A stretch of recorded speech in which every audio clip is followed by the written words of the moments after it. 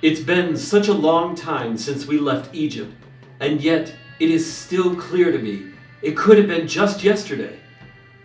I was much younger then, but I remember all that God has done for the people of Israel. He fought for us in Egypt and brought us out as he had said he would 400 years before. He split the Red Sea for us as Pharaoh's men pursued us, and we walked through on dry land, safe from our enemies. He brought us to his mountain safely and gave us the law through Moses. And how did they repay him? They built an idol, a golden calf to worship. He gave us manna to eat and water from a stone, and yet we still didn't obey him. I was part of the original scouting mission. Did you know that? One of 12 men that were sent into the land of promise to scout out the land. When we arrived at the boundary, we were to go out, look around, and come back with a report. We were gone 40 days. When we came back, only Caleb and I gave a good report. This was a good land, and we could take it with the Lord's help. The other 10 told everyone that the giants would kill us, and that we could in no way take the land, no matter how much Caleb and I talked. We couldn't get them to listen. God turned us away from the promised land, and we began to wander the wilderness. We stayed that way for 40 years until everyone of that generation was gone. Everyone, that is, except Caleb and me. Moses was 120 years old when he gave up the leadership of the people of Israel. He wasn't allowed to lead us into the promised land because he hadn't followed God's instructions.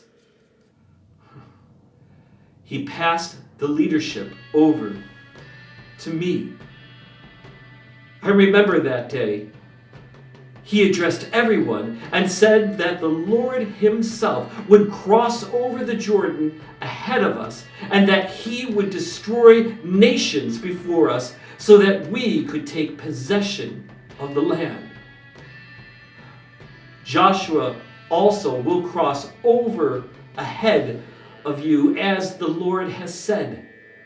Can you imagine? God has specifically chosen me to be like Moses, successor, and lead the children of Israel into the promised land. Moses told us to be strong and courageous. He said that the Lord goes with us and that he would never leave us or forsake us. After Moses died, God told me many times to be strong and very courageous. I had to do many things that were only possible because the Lord God of my fathers was with me. Jericho fell, and let me tell you, those walls were huge. Whoever thought that just walking around something would bring the walls down? Yahweh, of course. With Yahweh fighting for us, we were able to obtain the promised land as he had promised us. We then divided it up between the tribes of Israel, and they went out and populated the land.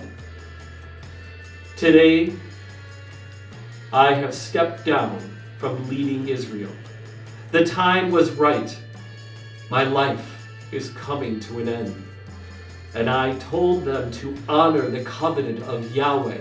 I reminded them that every promise that he has given us has been fulfilled. Not one of them failed.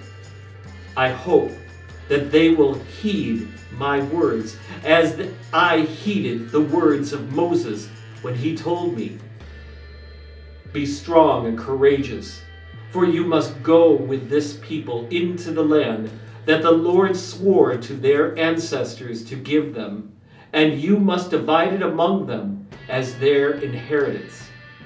The Lord himself goes before you and will be with you, and he will never leave you nor forsake you. Do not be afraid. Do not be discouraged." And you know what? The Lord hasn't left us. He's never forsaken us. All of his promises are true.